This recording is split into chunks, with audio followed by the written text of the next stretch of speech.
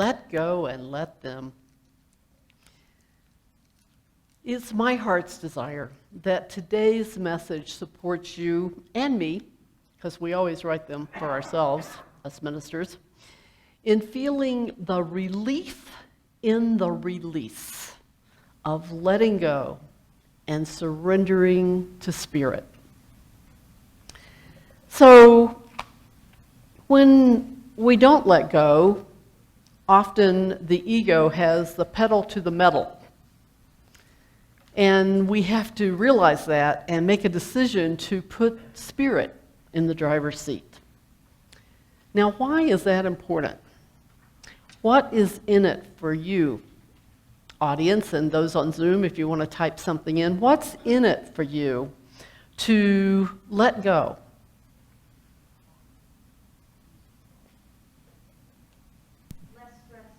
Less stress. Peace of mind.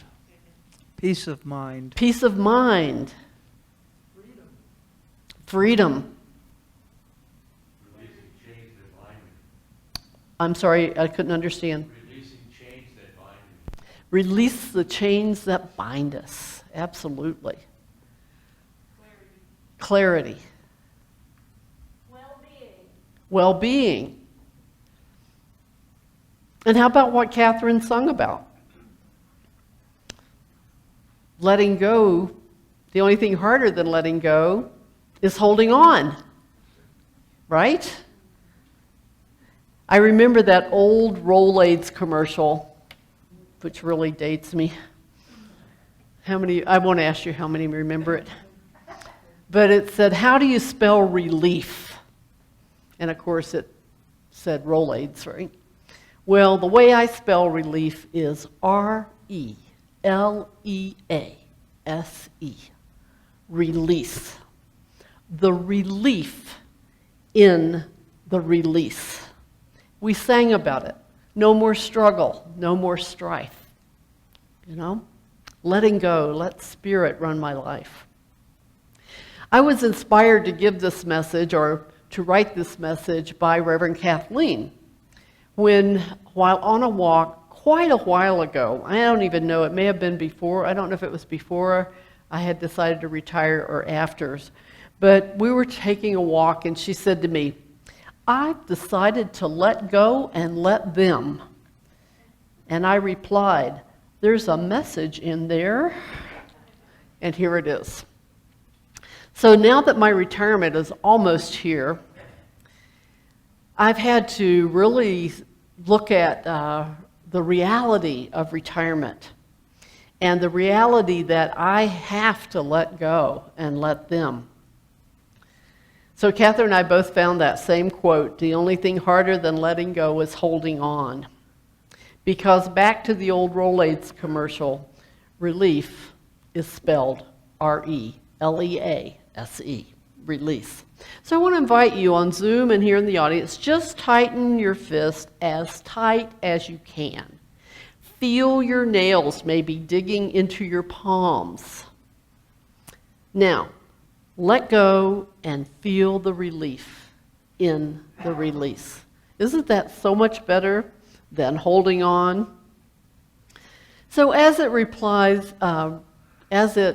relates to my retirement, from the moment I decided to retire, and I made that decision a year ago, I began noticing the relief in the release. Release of responsibility. The programs, the services, the people, that's the sad part, the facilities, and all the decisions inherent in those. From terminating someone's employment, to having the parking lot plowed when it snows, to coming over at 2 a.m. when the security alarm goes off. What a relief to release all of those things. Who will worry about the lectern base needing repair? The carpet not getting soiled, etc., etc., etc.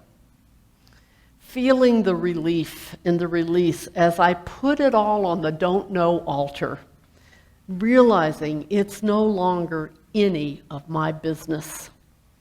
It's not my responsibility anymore. You know, my favorite 12 of the 12 powers, my favorite disciple, I call Thaddeus the plumber. Thaddeus represents the spiritual power of, it used to be called renunciation, and then for a while it was called elimination.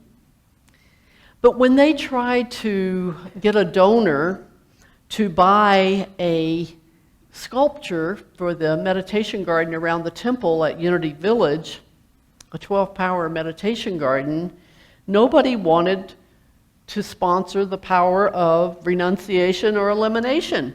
Can't imagine why, but not one donor stepped forward.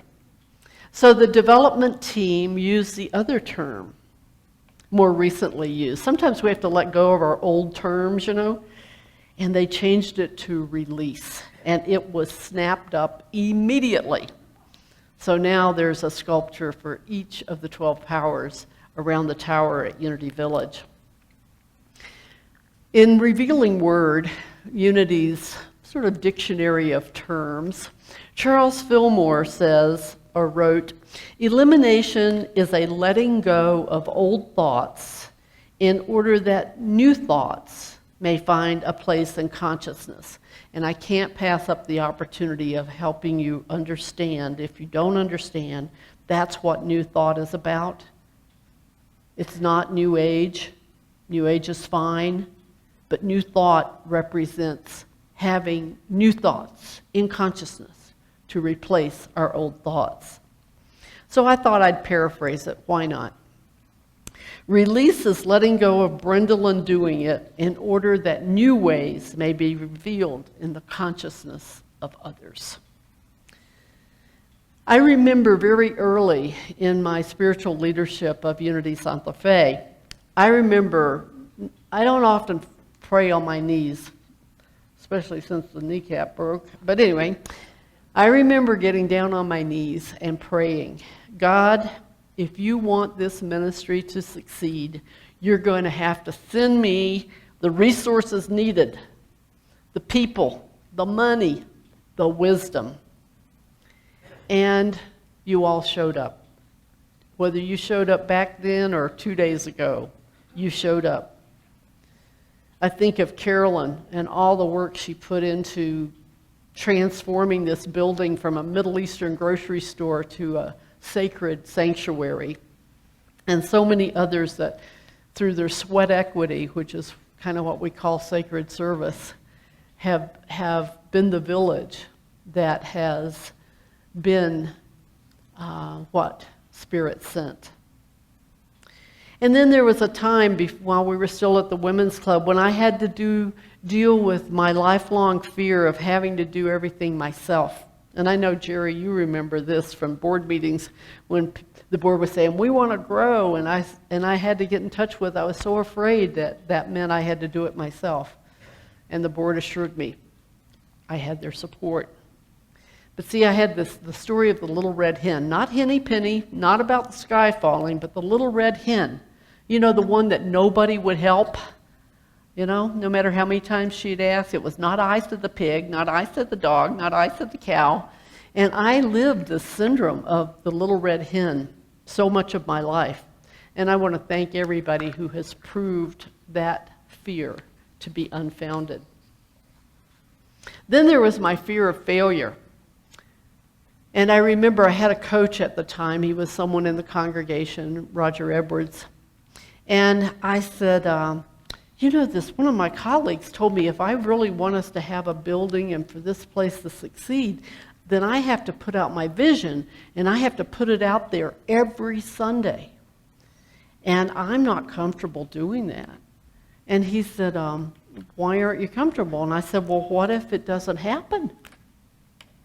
What if I fail? And he said, well, so what if you failed? And I said, oh, I would be so embarrassed. I would be so ashamed. And he said, who would make you feel embarrassed and ashamed? And I thought about it and decided not to list the names. A moment of wisdom. And he said, well, what would the people that you admire, he said, do you admire and respect those people that would make you feel shame and embarrassment? And it was like, no. And he said, what would the people that you admire and respect say if you failed? And I said, well, they'd say, good for you for trying. Now get off your butt and keep going. And I, for the first time in my life, felt a visceral experience of relief.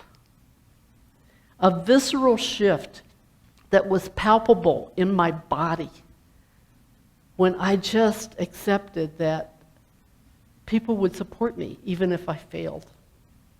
But we didn't fail. We all did it. We succeeded in ways that I won't even bother listing. And this building is our crown jewel, this building. Another experience of feeling the relief is the release and letting go by doing my own inventory in 12 steps. We call it a 4-step inventory, my shortcomings, my character defects, and attempting to the best of my ability to keep my side of the street clean. That involves surrender. It means letting go. It means giving those character defects to the God of my understanding.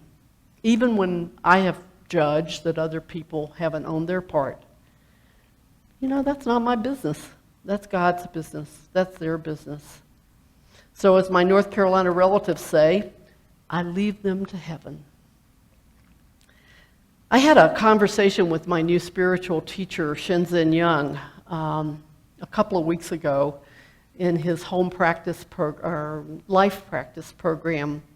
That is he talks to someone every week about something in their life practice. And so on August 19th, I talked to him about the sitting with strong determination that was so excruciatingly painful in my first 10-day meditation retreat. And he said, you know, something's going to come up in life that's going to seem like too much. He said, then the monastery has come to you. And you know what's on the other side. And he said, you know what's on the other side because you sat with strong determination through that excruciatingly physical pain that comes when you sit in meditation with strong determination not to move. He said, it puts you in a different category of human because you are no longer operating on blind faith. You now have faith through experience, what in Unity we call understanding faith. Because you see, sitting through that excruciating, awful pain gave me a seed of faith, a knowing that I know that I know that I know that not only this shall pass, but right now it is passing because nothing is permanent.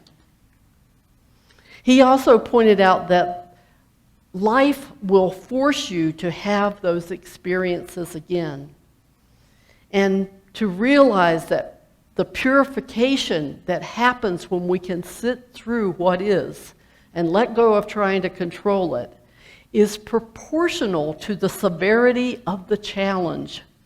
But he said it's also proportional to the equanimity that we have as we go through it. So to me, the equanimity is what surrender is. The letting go and letting happen whatever happens.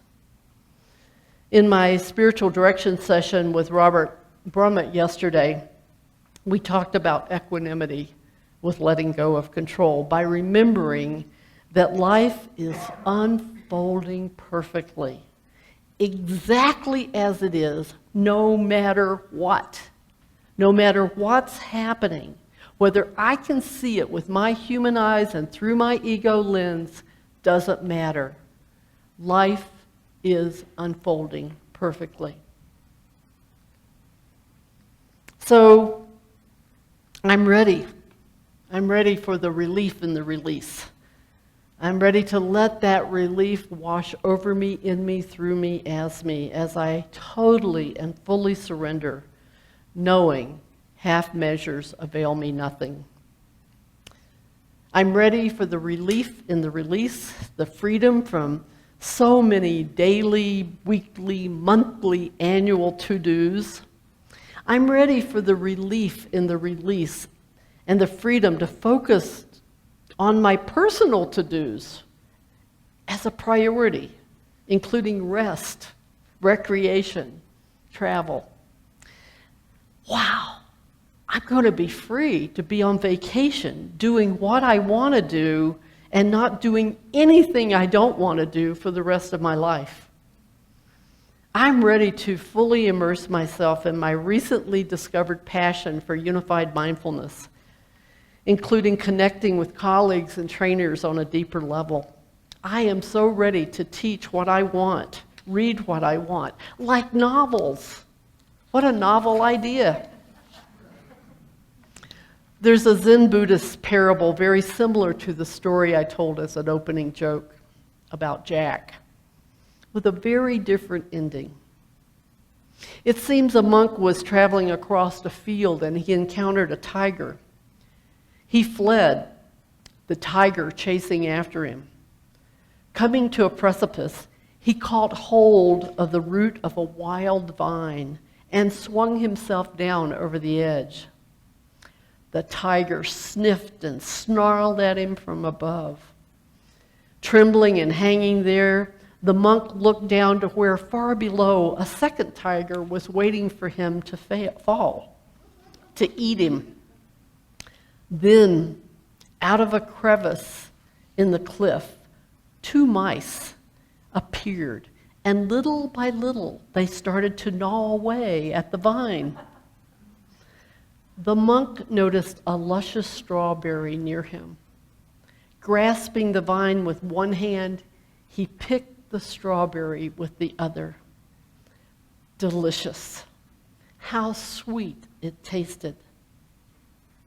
He bit down slowly and savored the delicious sweetness. That's what my retirement is an opportunity to do. To let go of what I have been doing and to savor the sweetness of what's ahead of me. Lao Tzu said, when I let go of what I am, I become what I might be. What a difference since July 1995, when I heard the still small voice saying to me, leaving the Los Alamos National Laboratory will be the best thing that ever happens to you because it will force you to see what you're made of. And back then I replied, thanks for sharing, but I'm fine not knowing. But today, as I follow the still small voice urging me to let go and let them, I'm singing, and Catherine and Brian are going to help me sing.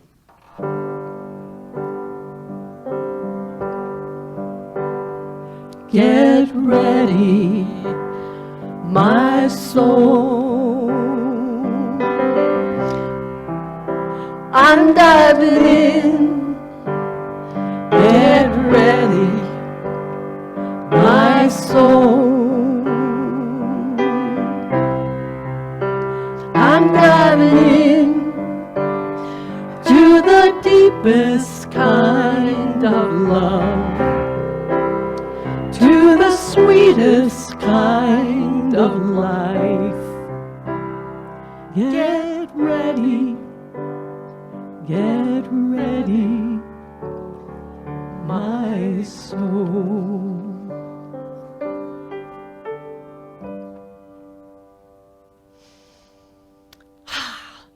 So how do we, oh, thank you. So how do we get ready? How do we release and let go? Of course, prayer and meditation, on and off the cushion, letting the monastery come to us.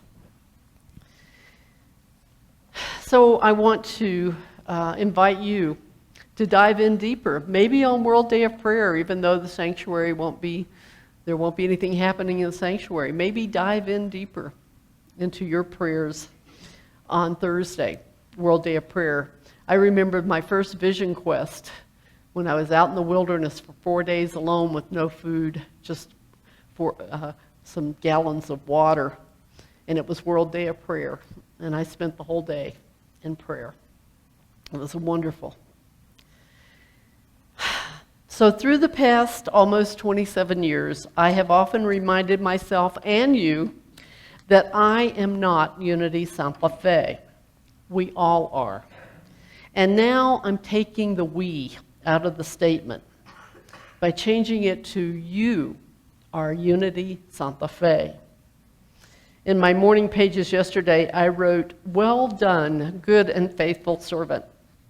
I feel good about our wonderful accomplishments as a community the past 27 years. I am ready and willing to let go and let you as the good and faithful servants you are.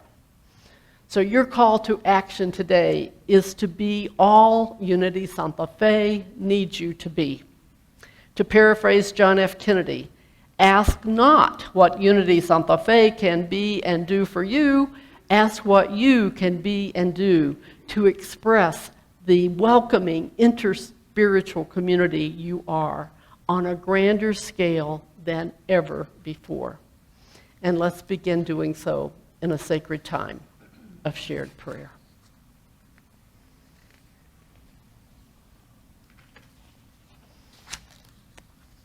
So I want to invite you to stretch up and settle in. I want to invite you to relax the body,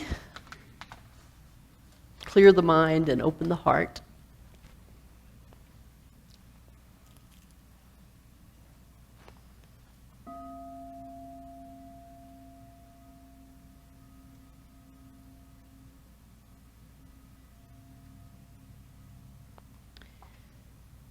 As I lead you in a well-known poem penned by Max Ehrlichman in 1927. I'm sure many of you are familiar with it. It's called Desiderata. So as you are present to this moment, tap into that sense of hearing and hear these words. Go placidly amid the noise and the haste. And remember what peace there may be in silence. As far as possible, without surrender, be on good terms with all persons. Speak your truth quietly and clearly, and listen to others, even to the dull and the ignorant. They too have their story. Avoid loud and aggressive persons. They are vexations to the spirit. If you compare yourself with others, you may become vain or bitter. For always there will be greater and lesser persons than yourself. Enjoy your achievements as well as your plans. Keep interested in your own career, however humble. It is a real possession in the changing fortunes of time. Exercise caution in your business affairs, for the world is full of trickery. But let this not blind you to what virtue there is. Many persons strive for high ideals, and everywhere life is full of heroism. Be yourself. Especially do not feign affection. Neither be cynical about love. For in the face of all aridity and disenchantment, it is as perennial as the grass.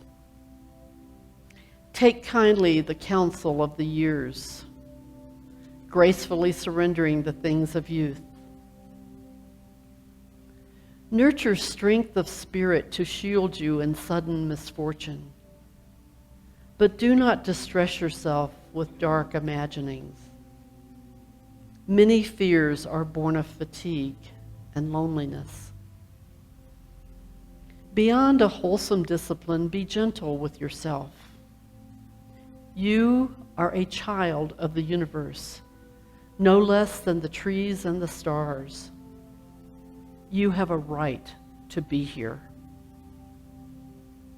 And whether or not it is clear to you, no doubt the universe is unfolding as it should.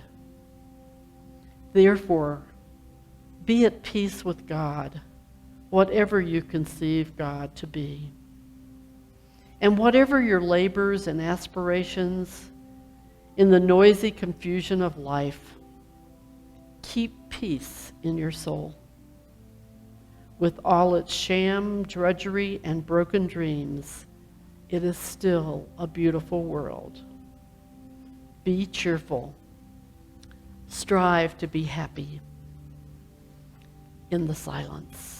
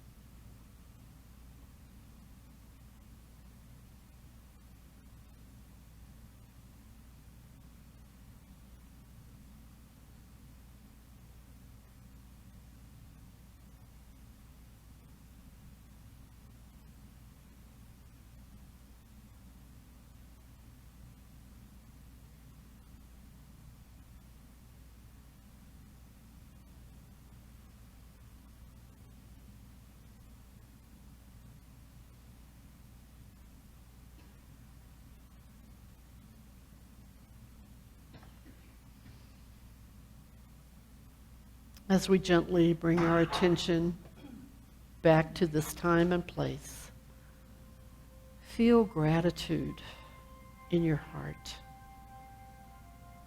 as you silently say, "Thank you, Holy of us all,